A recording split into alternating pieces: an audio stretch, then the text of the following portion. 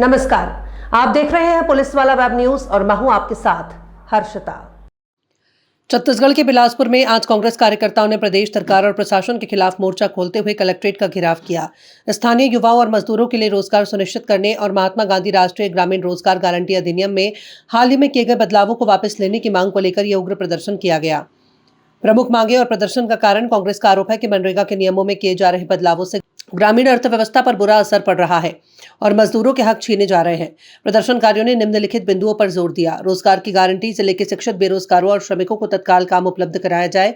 मनरेगा में बदलाव का विरोध। केंद्र और राज्य स्तर पर मनरेगा के स्वरूप में किए जा रहे उन बदलावों पर रोक लगाई जाए जो मजदूरों के हित में नहीं है। बड़ी संख्या में कांग्रेस नेता और कार्यकर्ता कलेक्ट्रेट कार्यालय पहुंचे, जहां पुलिस के साथ उनकी तीखी नोकझोंक भी हुई। प्रदर्शनकारियों ने सरकार विरोधी नारेबाजी करते हुए प्रशासन को चेतावनी दी है कि यदि आम जनता और मजदूरों की समस्याओं का निराकरण जल्द नहीं हुआ तो आंदोलन और तेज किया जाएगा। प्रदर्शन के अंत में कांग्रेस के प्रतिनिधिमंडल ने कलेक्टर को ज्ञापन सौंपा। ज्ञापन में स्पष्ट रूप से उल्लेख किया गया है कि रोजगार के संकट को देखते हुए प्रशासन को संवेदनशील रुख अपनाना चाहिए और मनरेगा जैसी योजनाओं को कमजोर करने के प्रयासों को रोकना चाहिए।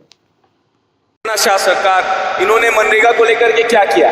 इन्होंने मनरेगा का नाम बदला और इस तरह से स्वरूप बदला कि जो कानून हुआ करता था उसको ये योजना बना देते। पहले मनरेगा के लिए हर ग्राम पंचायत से प्रस्ताव जाता था और जितना पैसा जाता था उतना पैसा सरकारों के द्वारा दिया जाता था। अब इन्होंने उसको योजना कर दिया है। योजना का मतलब क्या होता है? ये बताएंगे कि हम पैसा दे पा रहे हैं कि नहीं दे पा रहे हैं, कहाँ देंगे नहीं देंगे कि हम तय करेंगे। मैं आपको बता दूं, मनरेगा को ये खत्म करने की साजिश है। साजिश क्यों है? इन्होंने नाम बदला है ना, जी राम जी किया है। अभी बजट आया, आप बता दीजिए जी राम जी के लिए ही कितने रुपए का प्रावधान है। मनरेगा को आप नाम बदलते हैं, बजट आता है, 1 रुपए का भी यहाँ पर वित्त मंत्री घोषणा नहीं करती है जी राम जी के लिए। ये झूठ की सरकार है, ये फरेब की सरकार है। आपको मैं एक बात बता दूं, जो इनके उद्योगपति दोस्त हैं, उनका जो ये निजीकरण सारी चीज़ों का कर रहे हैं, उनको सस्ते में मजदूर मिले, कम पैसों में उनसे काम करा सकें, उसके लिए इस पूरे भारत देश में मनरेगा जैसी महत्वपूर्ण कानून को ये तोड़ मरोड़ कर लाने का प्रयास कर रहे हैं। पूरे देश में हमने विरोध किया है। आदरणीय मल्लिकार्जुन खड़गे जी, राहुल गांधी जी के नेतृत्व में पूरे देश के मुख्यालयों में विरोध हुआ है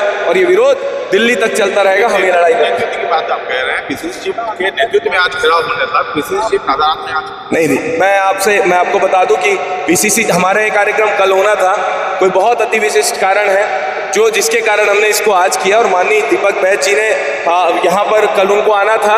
आज यही कार्यक्रम राजनांदगांव में भी होना है। इस कारण से वो वहाँ थे, चूंकि सब बड़े नेता हैं, प्रदेश के नेता समय दिए होते हैं। अगर एक दिन पहले किसी भी कारण से, वो कारण लोकल कारण है, यहाँ का कारण है, संवेदनशील है, हर बात किसी कारण से ही बदला गया है, परंतु उनका समय दे पाना एक बार राजनांदगांव और बिलासपुर में एक ही दिन एक ही कार्यक्रम में संभव नहीं है। हम भाजपा की तरह झूठ नहीं बोलते, वो नहीं आ सकते थे, इसलिए बता। आज आपके प्रदर्शन में बड़े नेता दूरी बना रखे हुए, पीछे फोटो सेशन चल रहा था। नहीं, मैं बहुत आपसे सहमत हूँ इस बात से। सारे बड़े नेता हमारे माननीय अटल श्रीवास्तव जी, दिलीप लहरिया जी, हमारे प्रभारी सुबोध हरिद्वाल जी, जितने भी विधायक के हमारे चुनाव लड़े हुए, हमारे पूर्व जिलाध्यक्ष विजय केशरवानी जी, विजय पांडे जी, बिलासपुर जिले के एक भी हमारे अर्जुन तिवारी जी, विजय पांडे जी, कोई भी ऐसा बड़ा नेता जिले का नहीं है। आप नाम बता दीजिए जो आज उपस्थित था हमारे मंच में या कार्यक्रम में। मैं आपको बता दूं, हम एकजुट हैं, ये जिला एकजुट है, ये शहर एकजुट है, ये प्रदेश और ये देश इस मनरेगा को लेकर के एकजुट है।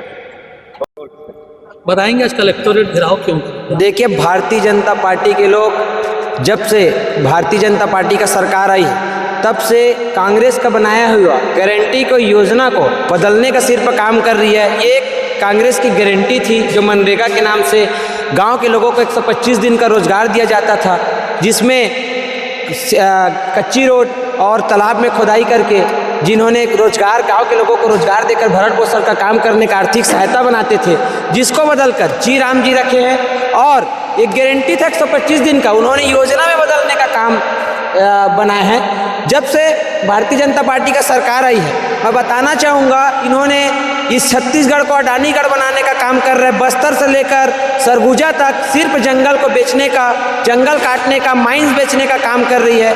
ये 5 साल की सरकार में 2 साल में इन्होंने छत्तीसगढ़ को अडानीगढ़ बना लिए है, जिसके विरोध में हम लोगों ने आज कलेक्टर घेराव किए थे। और मनरेगा को हम लोग बचाने के लिए हम लोग सतत रोड पर लड़ाई लड़ते रहेंगे। जब तक ये भारतीय जनता पार्टी का होश नहीं आ जाती तब तक हम लोग लड़ाई लड़ेंगे। मैं बताना चाहूँगा कि नरेंद्र मोदी अपने जीते जी अपने नाम से स्टेडियम बनाए हैं, उन्हें रख देना राम जी के नाम से, हम लोग भी सहमत हैं। विष्णु जी के नाम से रखे ना, जो आदमी जीवित है उनके नाम से अपने नाम से स्टेडियम बना रहे हैं, और जो देश के लिए अपना पूरा जीवन समर्पण कर दिए एक लंगोटी में और एक गमछे में, उसके नाम को विलुप्त करने का काम करे, जिसके खिलाफ कांग्रेस हमेशा सतत लड़ाई लड़ते रहेगी।